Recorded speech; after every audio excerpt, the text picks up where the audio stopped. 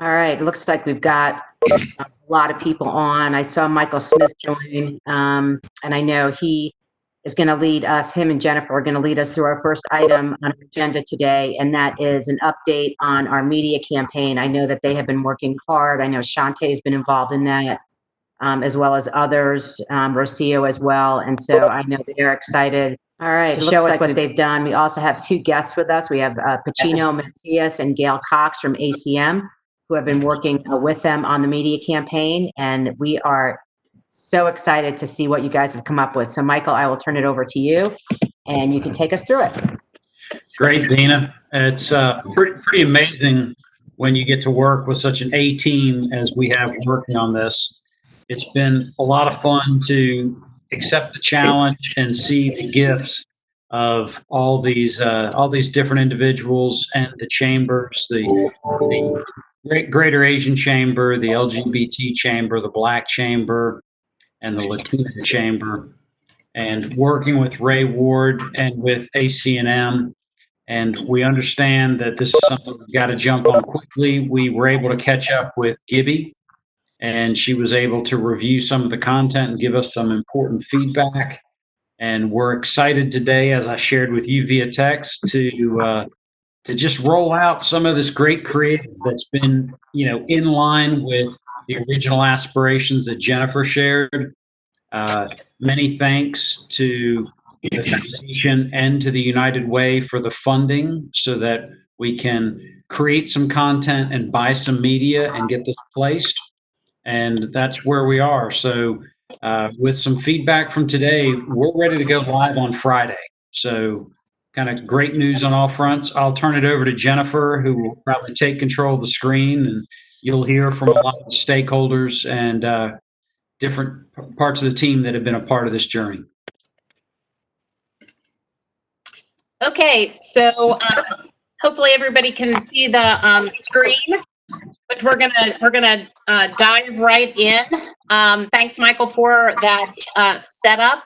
So just to run through a couple of the points, we've talked about the fact that it's going to be a 12-week campaign. And Michael just hit the punchline. We're going to be launching this Friday, but some of the other elements will launch over the next couple of weeks. The local campaign does align with the Count on Me NC state campaign that was developed by LG. So we're glad to have their partnership and make sure that our messages are aligning with messages across the state. The campaign does include broad and then highly targeted and adapted messaging and media placements. And we're going to share how we've done that through this great partnership. There's going to be, along with, classical and traditional media, there's going to be social, video, and grassroots elements to make sure that we're telling stories and extending our reach with the paid campaign. It is a collaborative community effort with the chambers, as Michael mentioned. And then we are maximizing the $150,000 budget with a goal of 3-to-1. And we passed that long ago. So we're really being efficient with the media. So I'm going to have my friend Gail walk through a couple of these segment slides. Gail.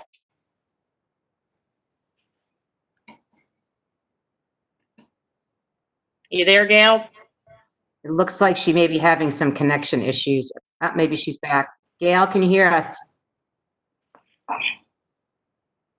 You there, Gail?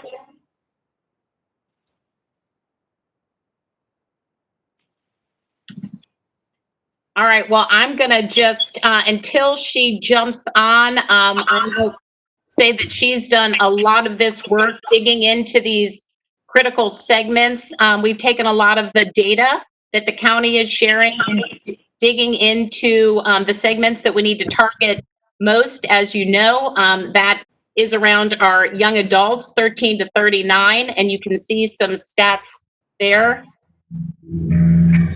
We also are working through the Hispanic population. They are a very, very important community for this campaign. Blacks, African Americans, you can see the stats there. Almost 1 out of 3 of the deaths are with our Black community. Our Asian community, they are self-isolated and lacking a lot of information. So we want to make sure that we're getting good information into their hands. And then essential workers are also critical. Elderly, obviously, we know a lot about, and then we also want to make sure we're including the LGBT community also. So I think Gail is back on. Okay, Gail? Jennifer, if she has any other comments. Yes. You there, Gail?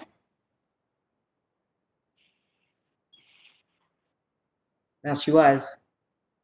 Yeah.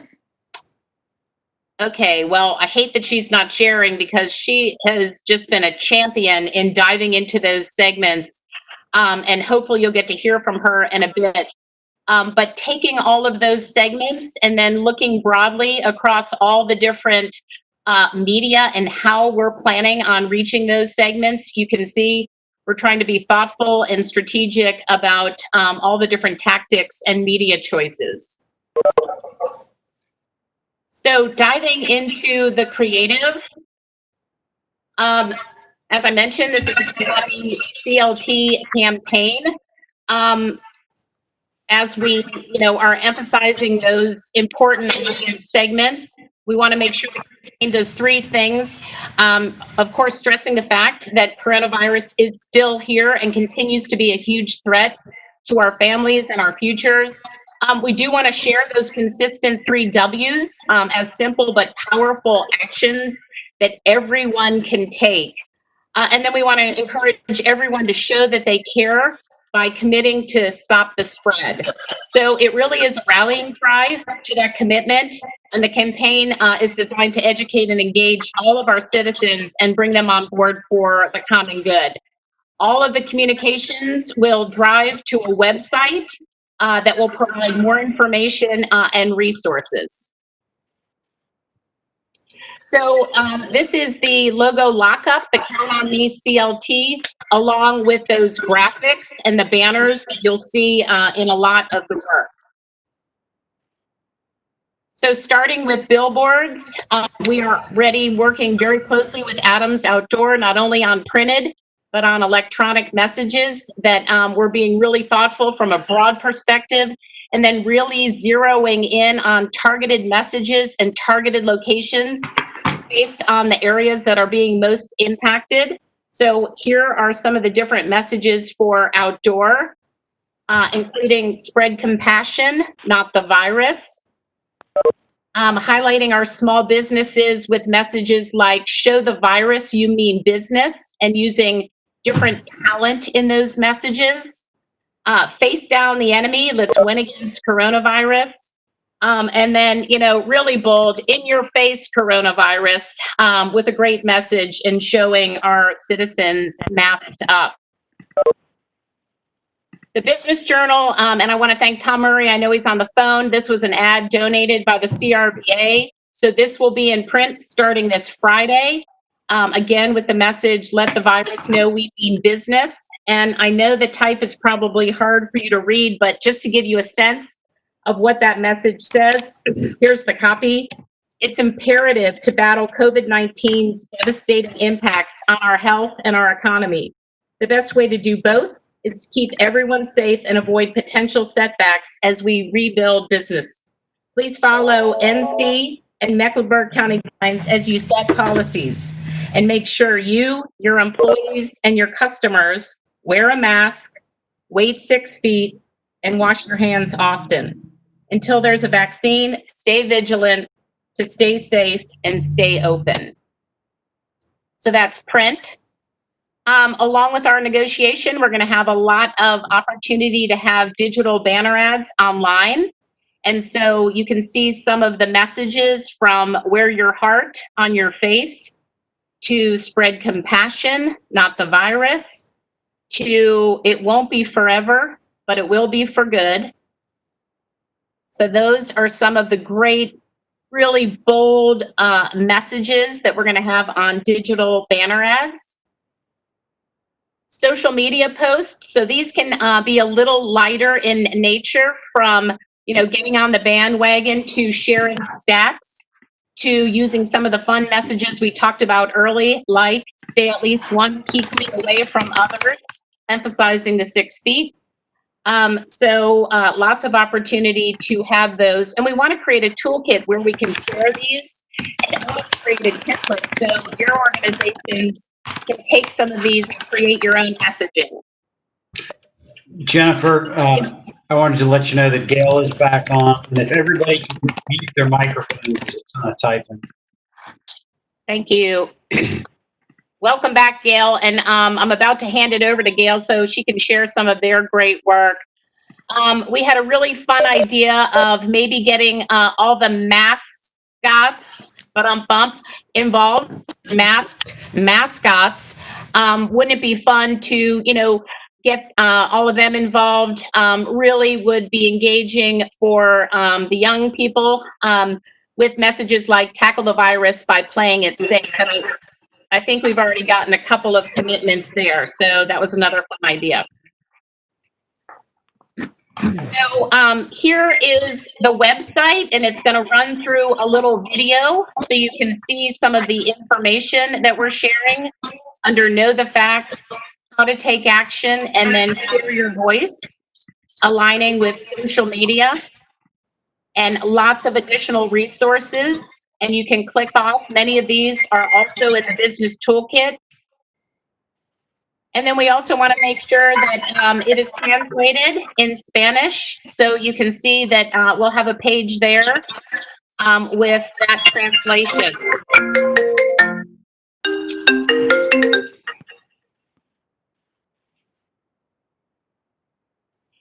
Over the last couple days, our team has been out shooting photography and capturing the faces of our very diverse community. So we've been shooting across Charlotte.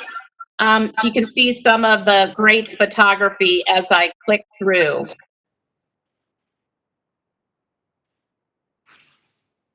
Small businesses in some recognizable locations, showing our citizens wearing masks. I love some of these. Okay, so I'm going to turn it over to Gail to walk through some of the targeted creative. So Gail, you ready? You're muted, Gail. Sorry, just as we were starting, I lost my signal and everything crashed. But yes, I am here now. Okay, so for the segments that we were targeted with ensuring that we were reaching, the first one is the Hispanic segment. And so first of all, we took Count on Me, CLT, there should actually be CLT there, and translated that to Vamos a Cuidarnos, which is a translation, a reverse translation is more of let's take care of each other, and it recognizes the reciprocity and group orientation of the Hispanic population. And we thought that that was just a slight deviation, but one that made a lot of sense to help people to understand that it's not just about them, it's about taking care of their collective community, their family, etc. We are working with the logos that have been translated by the Department of Health and Human Services, and so they have the translation of those icons that are on the previous page, and we then use them. The first one is for the mask, the second, obviously, for the distancing, and then the third one for washing. And so, Vamos a Cuidarnos, a CLT, is that translation for the Hispanic audience. So we have three different ideas that you're going to see here. And then for each one, you're going to see the supporting social media that also would go with it, and then other ideas for posters and things like that. The first one is about, it's about this lucha will be one wearing a mask. And so for those of you who are familiar with Hispanic culture, lucha libre is very popular. It's a form of Mexican wrestling. And generally the one who wears a mask in those fights is the good guy. And so esta lucha se gana con máscara. And so this lucha will be one wearing a mask. COVID-19 kills. And so we think that this will really appeal, especially to some of the Hispanic men in the population. On the next page, you see some of the corresponding elements for social media and then for posters. There'll be some different slight variations on it. One, being healthy is on everyone's tongue, on everyone's mouth is the translation. COVID-19 kills. also the idea of COVID-19 affects not just your family here, but your family there. And so it's recognizing that many newer immigrant Hispanics that are here in Charlotte are here working not only for their family that's here, but also to send funds home to family in Mexico. And so this can affect them as well. And then the last one you see there, COVID-19 bankrupts businesses. The next idea is focused on the idea of social distancing and keeping that 6 feet distance. And so we're asking people to think about distancing today so that we can be together tomorrow, do it for them. And so this is, again, just playing into the idea that it's not just about you. We recognize that you're thinking about others around you as well, close to you. Other expansions of that idea for social media and for posters. This is another idea that the farther the better, like your mother-in-law. That transcends all races and cultures, that somehow mother-in-laws are not the popular one. But another extension of that, it's better 6 feet apart than 6 feet under. You can get COVID, and this is really recognizing that a lot of the Hispanic population here really believes that this is not real, that it's not a big, first of all, that it doesn't really exist and that it really isn't a big deal. And so want to make sure that they understand it can mean the difference between life and death. So that's an example of the social distancing idea. The next idea is about washing. And so in Hispanic culture, boxing is also a big connector. And so in boxing, we have a similar notion here in the United States of, having a clean fight. And so in Hispanic culture, it's about this has to be a clean hand fight. So wash your hands, stop the contagion. That idea would then also be expanded into social media and other formats. Wash your hands as if your life depended on it. Defend yourself and your loved ones. Wash your hands to stop the contagion. So those are the three primary ideas that will lead the Hispanic campaign to make sure that we're getting across those three icons. But also we will have some social media posts that will leverage visuals similar to these. These are still in progress, and we will have these both in English and in Spanish so that they can be used both with the Hispanic audience, but then also with the African American audience. And so the first one you see there, again, this is leveraging the translation that people already have become used to from the Department of Health and Human Services. So instead of www, they have the PEL. And then the next one, that is not our actual graphic yet. We're working on one that leverages similar, very simplified visuals that tell the story without too many words, but that basically, depending on what combination of masks you have that you're using when you encounter people, will end up impacting whether you have a very high rate of being potentially catching it or a very low rate. And there's even one that we'll have on here that's where the two people are sort of inside of a house to say, that's non-existent in terms of the rate of transmission if you both are in your own homes. So we'll make sure that those are available in English and in Spanish and leverage those on social media. The next slide is to highlight three of the ideas that we worked closely with Ohavia and with Jennifer's team to ensure that we had some boards that would be most appropriate for sharing in the African American community. We thought that these three did a very nice job, along with one of the earlier ones that Jennifer shared that talked about your business. And so for that one, we're hoping that we'll be able to shoot it using both Manolo from Manolo's Bakery as a Hispanic business owner representative and also an African American woman business owner to show that combined with these. Mask on Mac is a play on a future rap song. And so we think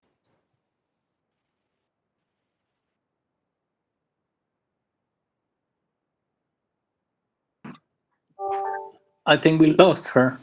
This is Pacino. Can you hear me? Yes. Gina. Yeah, I'm so sorry. So I'm just gonna interject. So the mask on is again one of the ideas. Working with Ohavia and working with the people from Great War, we identified a song that is very relevant not only within the African American community, but also, excuse me, to the young general pop because they love rap. Excuse me. And that's it. And this slide. Okay. You want to keep going, Pacino, or you want me to jump in? In the end, please. Okay, so as Gail was saying, we're wanting to make sure that the messaging is correct. So Chad was very helpful with us on making sure that we're getting this messaging for the LGBT community. So again, picking up on those themes: take pride, mask up, and show your true colors. So some really kind of bright, bold, and relevant messaging there. I'm going to wait and see if Gail pops back in, but one of the things we've been talking about is using influencers to help get the message out. So we've been gathering through, different folks, some of the leaders from the chamber groups, in putting together a list of influencers that we hope will help us get the word out. We did a little survey within our agency, and just who do you turn to for, medical advice? Is it political leaders, healthcare leaders? Somebody like Gibby will be really important in sharing information. Local media personalities, sports celebrities. And so we'll be creating a much longer list. But if you have any ideas or thoughts, if you want to get those to us, that would be great. Gail is back, Jennifer. Yes, I'm sorry. I'm losing the signal again. I'm going to have to find another internet provider. So sorry.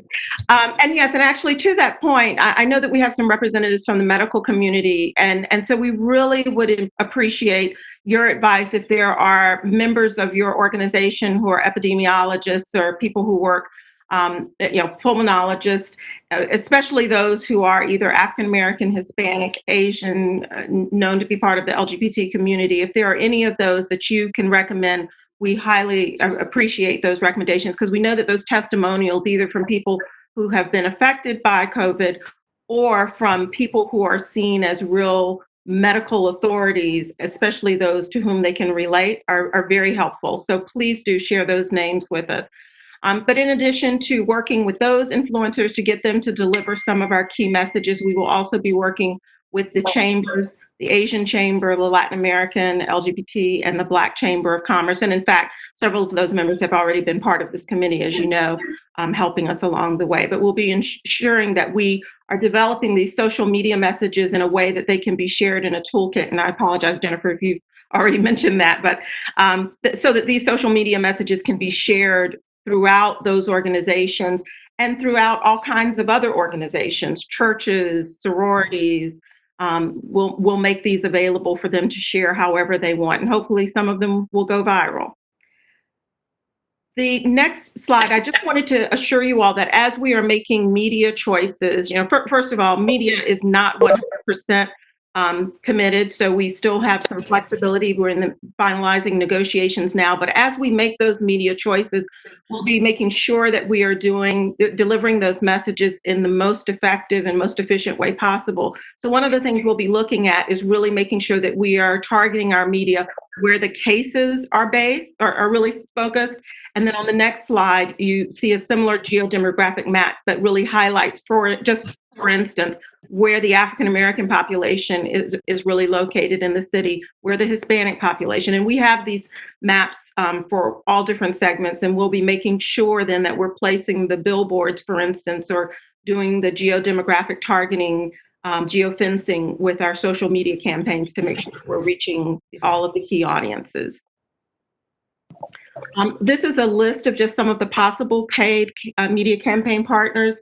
And again, we're pretty far along with some of them. We know that we'll be working with them, but just to what extent the budget they'll be receiving is still in final negotiations. But again, you can see that we have a broad base, well, first starting with a broad scale delivery, but then also making sure that we're reaching those targeted stations and media partners as needed. So with that, I'd like. So with that, I think Gail, again, maybe have lost her connection. So first of all, let me say thank you, and wow, that was absolutely phenomenal. And thank you for everything that you've done. This work is absolutely incredible. But I do want to open it up for questions and comments from the group at this point. So anybody's got questions or comments? This is just a comment, Dina, it's Carol, and I think it's fantastic. So hats off to the group. And I made myself a note, we'll see who we can find in terms for Gail and your team in terms of testimonials from a physician standpoint. So thank you for this excellent work. Very excited. Thanks, Gail. Excellent, excellent.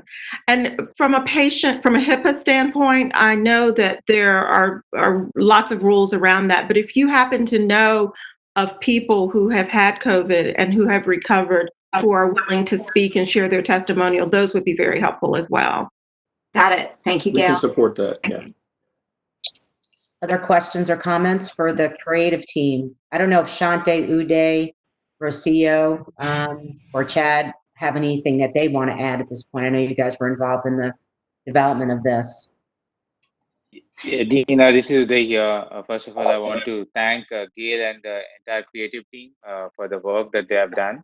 And from the Asian community, we are really appreciative of giving us the opportunity to work with the team. And we have a 5 o'clock meeting, and I'll be sending the inputs that Gail is looking for.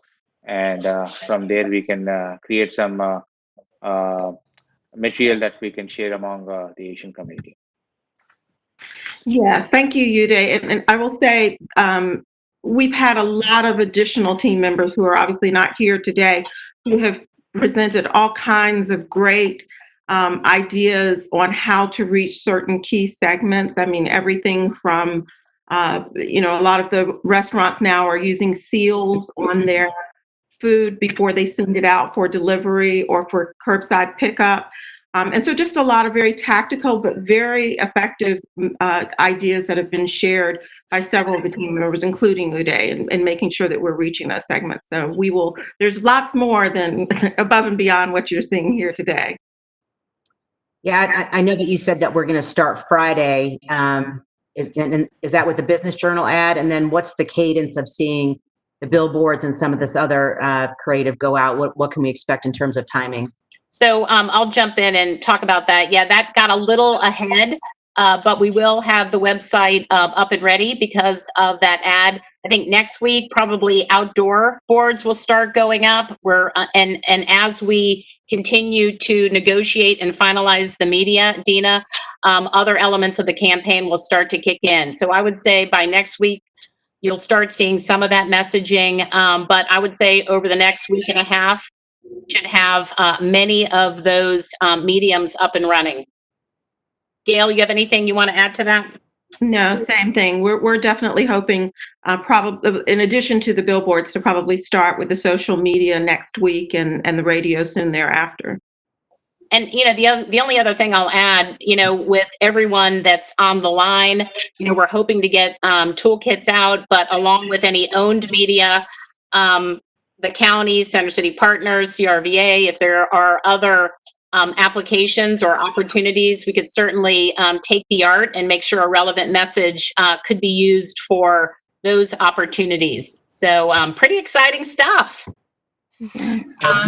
Dina, I would like to add, this is Rocio here. I would like to add that I know that it takes a little bit of lapse time for the paid media and all of these different things that have to be printed and air out. But just rest assured that this Friday, when all of this access to this great creative is available to the Chambers of Commerce, we will begin to share this information in all of our social media, on our Facebook page, and every way in which we can provide exposure to these messages. We will begin to do that right away.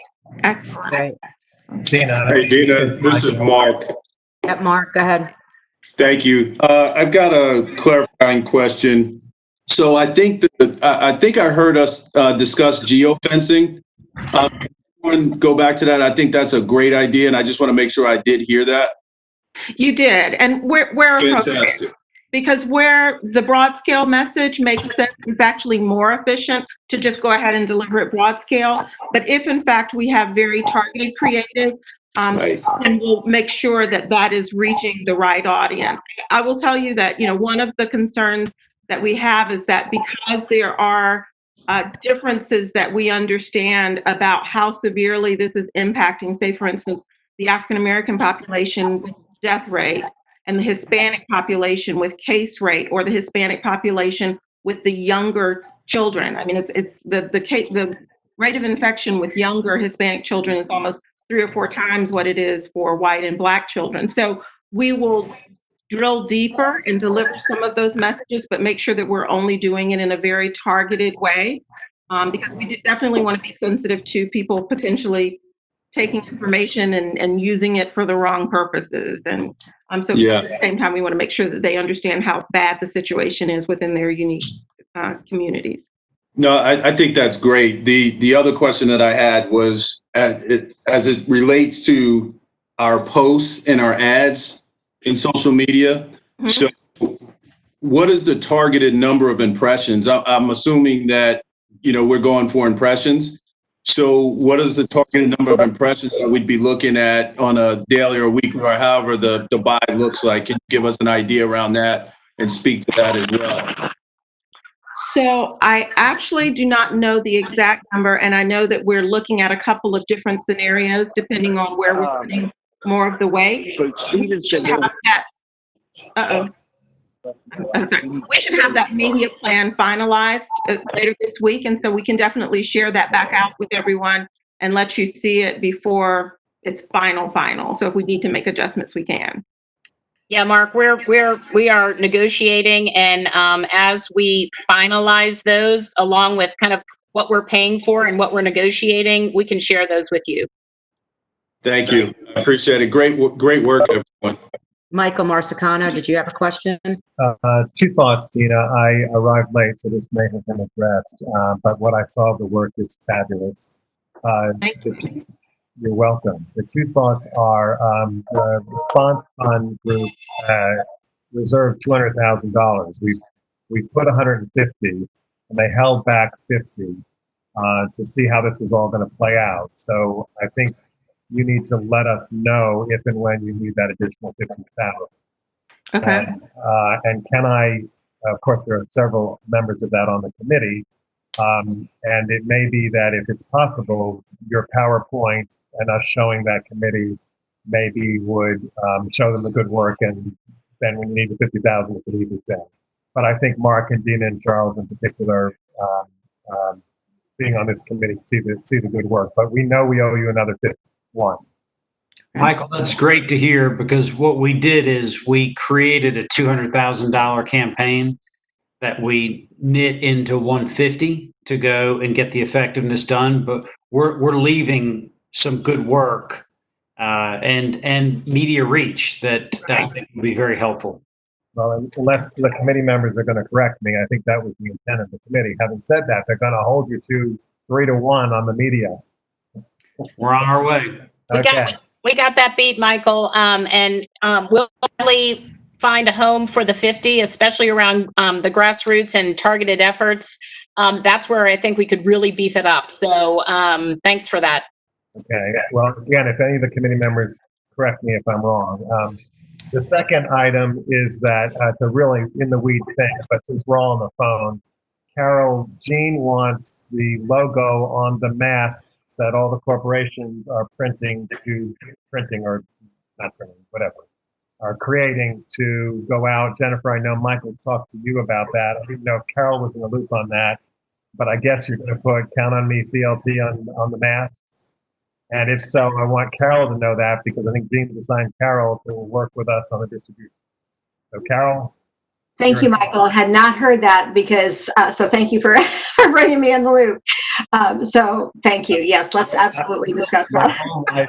My whole life is working with CEOs that don't tell their people But somehow it magically happens between them. It all works out every single time, but thank you. Got it. Which is really great news, Michael, because I don't know if you remember, but early on, that was one of the aspirations of this campaign, is that we could actually have PPE that was branded with the messaging. Done. The other thing I wanted to also raise as well, and I have my public information director, Danny Deal, on the phone, as part of our coronavirus relief fund money that we got from the federal government, the Board of County Commissioners appropriated $500,000 for messaging and community engagement around these same messages. So we don't want to obviously compete with what this group is doing. And so Danny, he's on, he can talk to this about how do we take the resources we've just gotten and really hook them onto this messaging and really push this forward even more with these additional resources. Danny, do you want to speak to what your thoughts were? Sure. What we had talked about is that, obviously we don't want to compete. And I think whatever works for you, we would want to keep going. And whatever you're not doing, we could fill in the blanks. So if with your resources, you can buy billboards and some TV and radio, then maybe we can come behind you and use the same creative and the same look and feel and do like a direct mail campaign or door hangers. Or maybe if you've got billboards up in neighborhoods, then we can also go buy out all the buses in those same neighborhoods and make sure the message is on public transportation. And we're talking about even deeper grassroots efforts. It's tough to do much community relations when you can't have the 10 or 20 people gathered, but we can hold a series of workshops and bring in people from potentially all over the country that might be able to have a workshop that we could promote, where we could try to educate people on a deeper, longer level. So pretty much what you're not doing, we want to fill in the blanks. What you do find is working. Maybe when that runs out, we could come in at the back end and supplement it and keep it going, and just make sure that, like you have done, that it all looks the same, flows the same, has the same look and feel, and is consistent. I'll tell you, I feel really good about what the team is going to be able to do in terms of both broad scale messaging in general, and then also making sure that we're hitting the broadest reach media for each of the segments. What I think the real opportunity will be to potentially leverage those dollars is that, one of the most important things we have to make sure we address is those young adults. And so to the extent that we can leverage those dollars to make sure we're getting, influencers that resonate with them, doing things like TikTok videos, memes, things that can go viral within that community. I mean, we know that they make up such a large segment of the cases, the spreaders, and they're also the least likely, from the research that we've seen, they're the least likely to actually embrace the safety guidelines. So while we're making sure that we're trying to have some of our creatives speak to them, those are very different tactics that we don't have as much money to put into once we deal with just the broad scale messaging. So that would be great to be able to do that. So we'll get Danny to get with you guys so we can start to plan what those other opportunities may be, so we can keep that going. I guess Charles had a question. 50,000 too soon? Excuse me? You've got 500,000. Did I offer up the 50,000 too soon? No, Michael, you did it just in time. That's why Dina held the lead. So I guess Charles had a question about the use of local talent. Is that going to be part of, I saw your list of influencers and it was kind of mixed, but I guess we are going to try to use local talent as part of this effort. So we're going to reach out to local, regional, national, anybody who resonates with people in our state. Now, I think we'll probably get the best response from people who tend to be more local and regional, just because we'll be approaching them on behalf of Charlotte. But at the same time, there are lots of people who are local to this area, but that have a national voice that would really resonate very well with each of those segments. Whether we're talking about Bakari Sellers for the African American community, he is in South Carolina, we count him. And Nash Greer is someone who is very popular with teenagers up through early 20s. He's a white YouTuber who's very popular. He just happens to be from Charlotte. So we will definitely be reaching out to all of them and trying to get as many of them as possible to do videos that deliver some of the message points, couple that with our social media posts, and share that within their own community. But Charles, to more specifically answer your question, there have not been a lot of dollars to pay local talent. We're actually depending on a lot of people that are doing this pro bono and doing it for the community, including, Gail and her team and a couple of others. So if there are additional dollars, putting that into some smaller businesses, I think would be wonderful. Mhm. So thank you for asking. You're muted, Charles. Okay, he's still muted. Okay. Yeah. Other questions or comments? Who knew we could mute Charles Bowman? That's funny. We'll rely on his relationships with TikTok stars and with Nashville. Absolutely. All right. Well, again, let me say thank you to everybody for this work. We're very excited. Can't thank you enough for all your efforts. It's really phenomenal. So we'll keep everybody abreast of what's going on with that. Dina, could I ask one more thing? Sure. I want to reinforce what Jennifer said. For this to get the reach that we want it to have, we want everybody who's a part of this to think about the communication channels they have, the private assets that they have that can carry this message for us.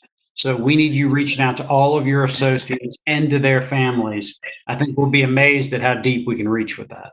Yeah, I agree with that. And the faith community too is going to be really important. So getting them involved will be critical. And maybe we can help with that with some of our dollars as well. Okay, so next we're gonna ask Gibby again. We always talk about the data, so we're gonna have Gibby give us an update on where we are from the data perspective. Thanks, Gibby. Absolutely. Good afternoon, everybody.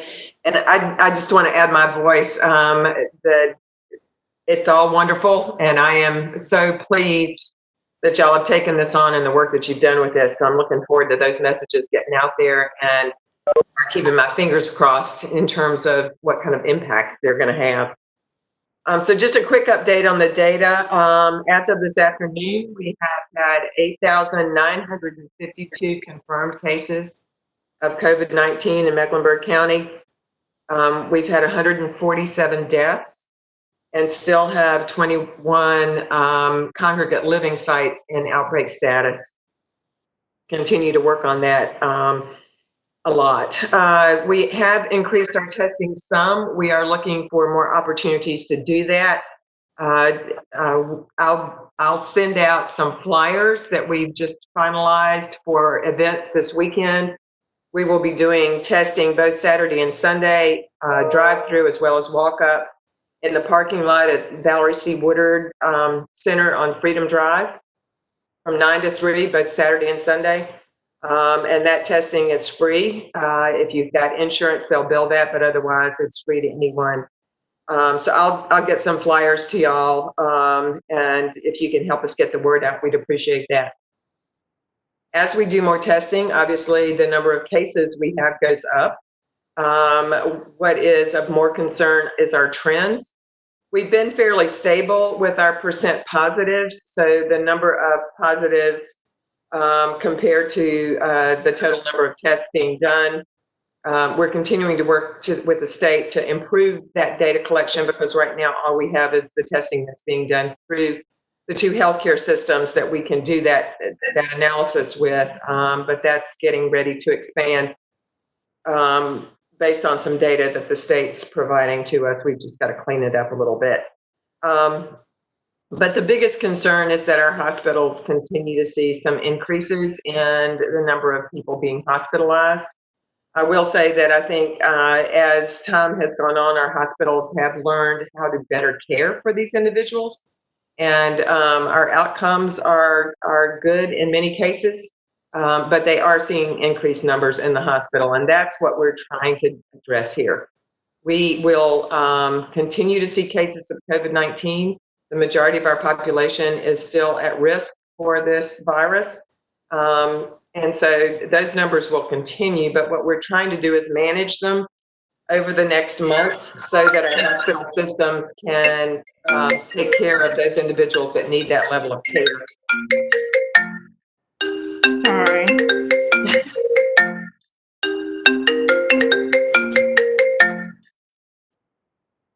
all right. That's okay.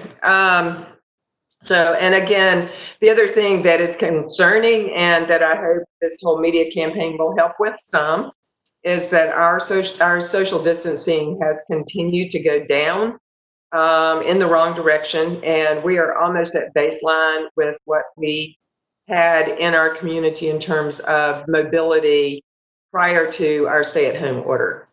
So that is a major concern for us. And a lot, I got to tell you, people are sending me YouTube videos and things all the time of what they're seeing out in the community. And it's not just a matter of social distancing or the lack of it, but it's also people not wearing masks. So I'm really hopeful that the campaign's going to help us with that. We still see higher rates right now among our Latino community, and it is in our younger populations there. We're keeping an eye on that, and we're continuing to work with the community as well as our hospital systems to make testing available and to get word out. So this again will help us significantly with that. You know, our long-term care facilities continue to be a major concern for us, and we're putting a lot of time and energy into working with them to help make sure that they are doing what they need to do to protect the residents as well as the staff that work in those facilities. And the last thing that, and I don't know if Dina was going to talk to this or not, but the big discussion right now is masks and whether they should be required or not. And I think we've got the governor on at 3 o'clock. We'll see what he has to say about that. So I think that's it, Dina. Thanks, Gibby. And I am going to talk a little bit about the action that the board took last night, face coverings and all that. But is there any questions about Gibby's data report? I don't think it's part of that data report, but if there's any insight you can share on what the current hospitalization or hospital capacity rates are right now, do you know where we are? The latest I've heard from our hospitals is they're around 80% occupancy. That's sort of where they're hanging. And of course that varies between ICU beds and acute care beds and those sorts of things. But right now, both of them seem to be hanging in that area. They have tended to continue. If you look at the graph, we're seeing a sort of a steady, slow increase in hospitalization since about the middle of May for COVID. And we're just going to have to continue to watch that. But what we see almost daily with our hospital systems, and Carol can talk to this better than I can, but they are managing that on a daily basis. You know, they look at their census, they look at what's going on there. They're modifying where they can and how they use their beds. So I'm pretty comfortable with where we are at the moment. We just need to continue to manage this whole situation in a way that keeps them from being overwhelmed. All right.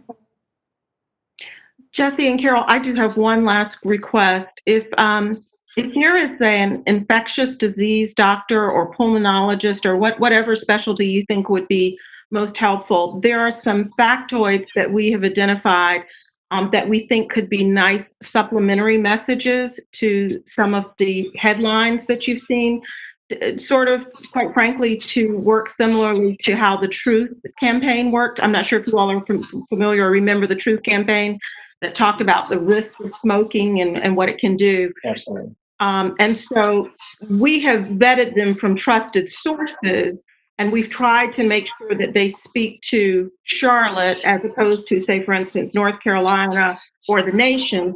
But some of them, we just want to make sure that we are saying stuff that the doctors that are, you know, the experts in your facilities, that they would agree with. So, for instance, what are the long-term complications or long-term effects if you have COVID? There was an article that was published just today that talked about the possibility of needing a lung transplant, or, I mean, and we wouldn't go that far, but my point is, what is it that they are comfortable saying of why this is so important that you take this seriously now? So any resources that you can share, please do send us contact info. Yeah, we will definitely do that. I sent you a note earlier that we'll be more than happy to provide resources. We have a plethora of infographics that we use through social media Carol and team are doing the same sort of things. So we can provide you access to some of that information, as well as our epidemiologists that we have internally as well. So we can talk more about that, but we'll be more than happy to share some of that, and know that we'll look at ways that we can disseminate this information through our distribution as well. I was quiet on the fact, but I can't begin to tell you, and I know Carol feels the same way. This message around masking and social distancing is just music to my ears. And we've got to make that point, because that's how we can control this going forward. We're going to have some semblance of normality around allowing people to have elective surgeries and again, just manage this scenario. So glad to help partner with you on that. Thank you. Absolutely, Gail. And also, if you have specific copy that you want us to review, I know Jesse, we would speak for both of us, we would be happy to have our teams review that. So Jesse and I touch base all the time, so we can also do some coordinating for you, so you don't have to do that if that would be helpful to you. Okay. And then the only other thing, just to build a little bit on what you said, Gibby, yes, it's the world that we live in, Devont and Atrium both live in every day, where it's this constant balance of the numbers are rising, or they're steady for a while, or then they go this or that. But I hope, and jump in, Jesse, but I hope everybody on this call understands that it's the most important work we're doing right now, is to make absolutely sure that we keep this community as healthy and safe as possible. So we have this balancing act of making sure we're putting all hands on deck to take care of COVID, and at the same point, to make sure we're taking care of all the rest of healthcare, because the worst thing people can do now is put off the care that they need. Absolutely. So please don't do that, right, Jesse? That's absolutely correct. Okay, very good. Thank you all so much. And again, my apologies for my technical glitches there. That's okay. No worries, Gail. Any other questions for Gibby about the data? Gibby, this is Yes. Tom Murray. I'm just reading in an article that 3 states are quarantining or requiring quarantine for visitors from North Carolina, or people who visit North Carolina, for 14 days. Mhm. Do you have any thoughts about that? We haven't really gone to that in North Carolina at this point. I've seen an article about North Carolinians having to quarantine when they're going to a couple other states. I think there are other things that we can do before we get to that. But of course, a lot depends on where they're coming from. With some of the South Carolina numbers, you could also always say anybody from South Carolina would be quarantined for 14 days, and obviously that's not reasonable. So I don't know that that's the direction that we're going at this point, but it's an option if we need it. Thank you, Dina. Yes, this is in regards to the statistics. I see that these numbers are provided by Atrium Health and Novant Health. And we are also informed that the testing is happening at different CVS. Also, C.W. Williams as a clinic is providing free testing. So my question is, for those confirmed cases of COVID-19 from those other organizations or companies that are doing those tests, where would those numbers fall into the statistics here? Are they included? I'd just like to understand those numbers a little bit more. That's a great question. Those positive cases from any site are included in all the data except for the percent positives. And the reason they're not included in the percent positives is because right now, the two healthcare systems are the only ones that are presenting us with the full number tested. The rest of them, we just get the positive cases. So we can't really compare those in terms of positivity rate. But for all of the others, if you look at the number tested, if you look at all of the demographics, all of the rest of the data includes all of the positives regardless of where they were tested. What has happened is, we have been receiving data from the beginning from both Novant and Atrium on the total number tested. We have not gotten that information from any of the labs. We've not gotten that information from CVS Pharmacy.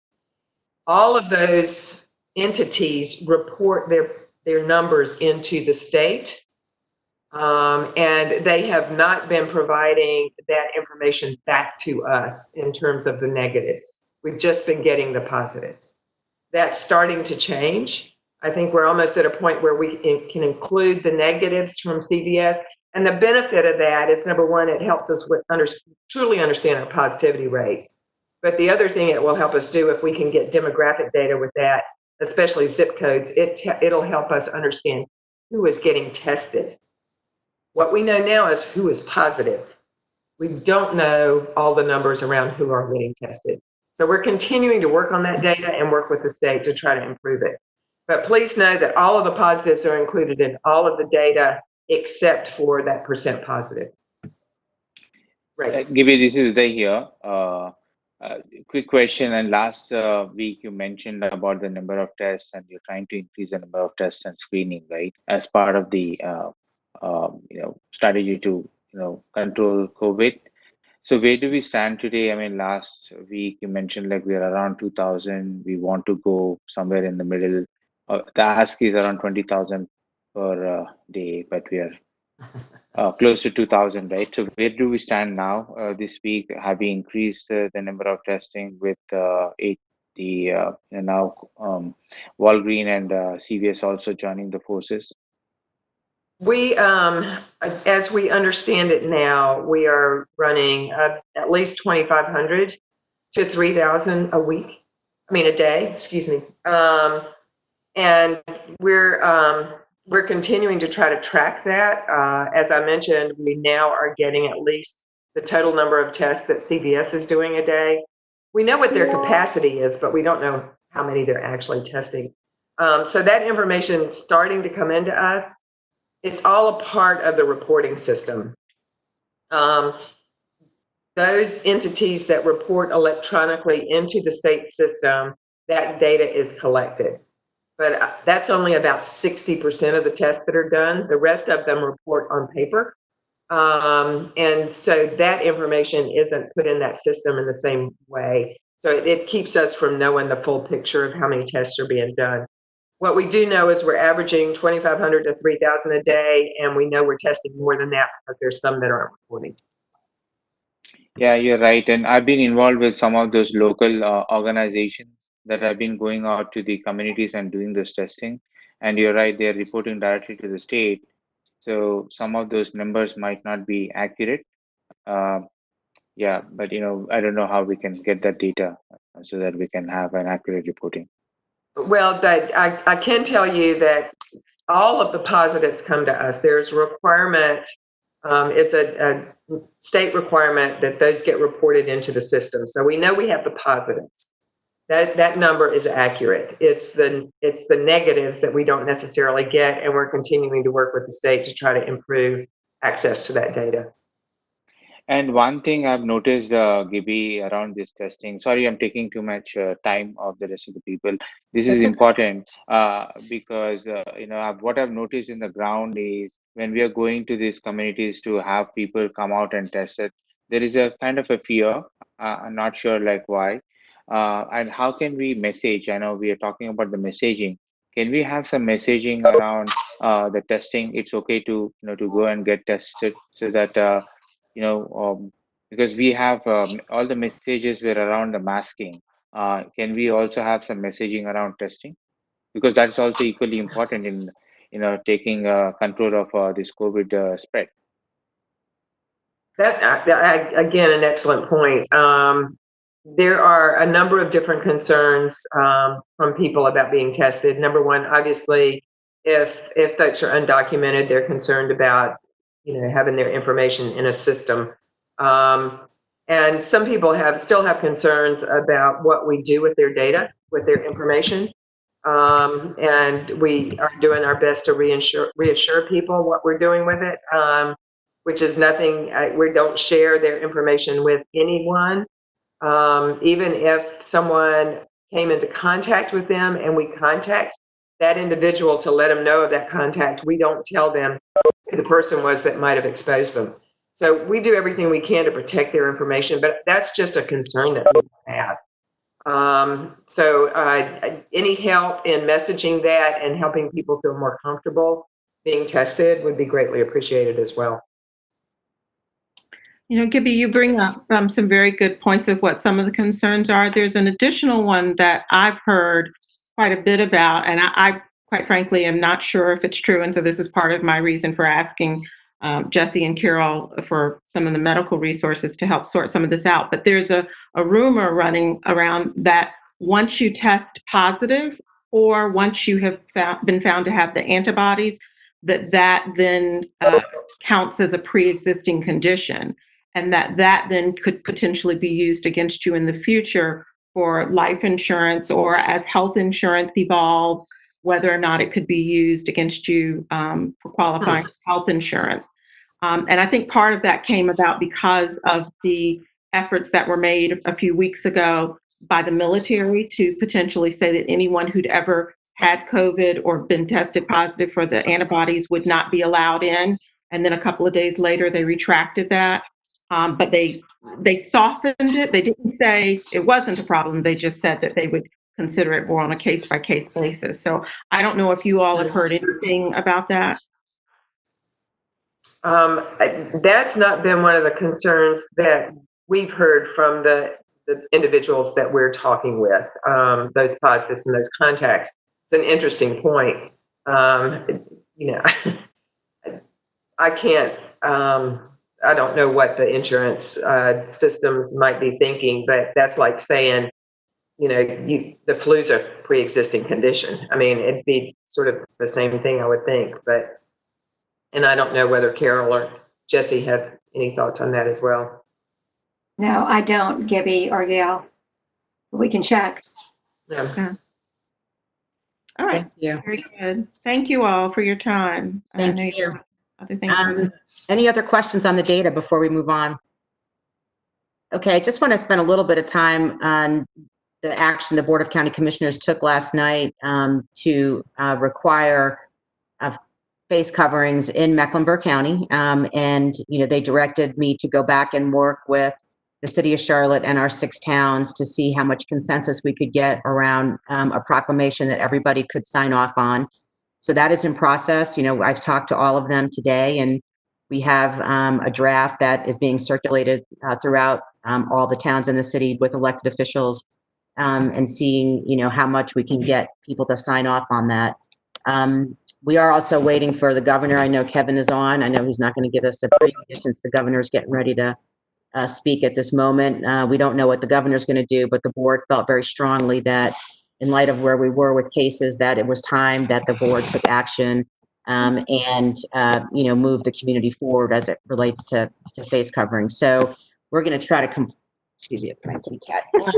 We're going to try to, we're going to work on that over the next couple of days, see what the governor does, and try to make sure that all of our efforts are aligned as it relates to mandatory face coverings. But I think, we're going to see that in Mecklenburg County, regardless of, I think, what action the governor takes. And I think in light of the messaging and what we're doing, it is something that I think everybody on this call supports. So just wanted you to be aware of that latest update. Is there any questions about that at this point?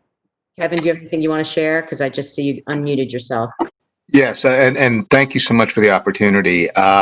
Just wanted to say that the governor is up right now. Actually, Dr. Cohen is speaking, and we should have the firm confirmed update within the next 10 minutes or so in terms of where we're going.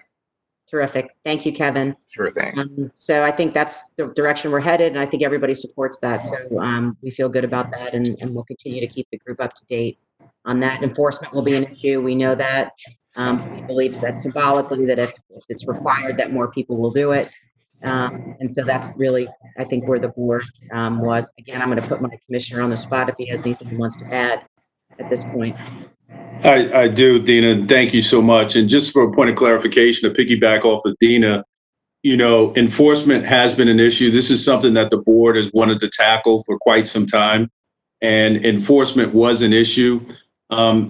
I think our desire certainly is not for there to be punitive action against anybody as it relates to enforcement. But we did feel it necessary to move forward. And I have to give Commissioner Fuller credit. He's the one that brought the motion for us to consider. And we did have a 7-2 vote in favor of taking this action. And the manager has actually sent us a draft to look at, to review, and to provide feedback, because we did want to move very quickly. And we also realized that, we may be more restrictive than what comes out of Raleigh. And I think most board members are extremely comfortable with that, given our population and the unique nature of our community. And so I just wanted to give everybody a little bit of visibility and flavor to what the thought process has been. But this has been actually an ongoing discussion, as the manager can attest to. And we've been struggling with it for quite some time, and really felt like, yesterday we had to do something, take action, and we want to really take the lead in this. And coupled with what we're doing today, I think it's really important. And the final point that I would make, and this is sort of off topic, and if we can get to it, but I don't know if you put any thought around, knowing that the 4th of July is coming up, if there's any specific messaging that we can put out as it relates to that, as we know there'll be people celebrating and social gathering as well. So I'll leave it at that. Thank you, Dina. Thank you, Mark. Any questions or comments about that? Okay. This is Michael.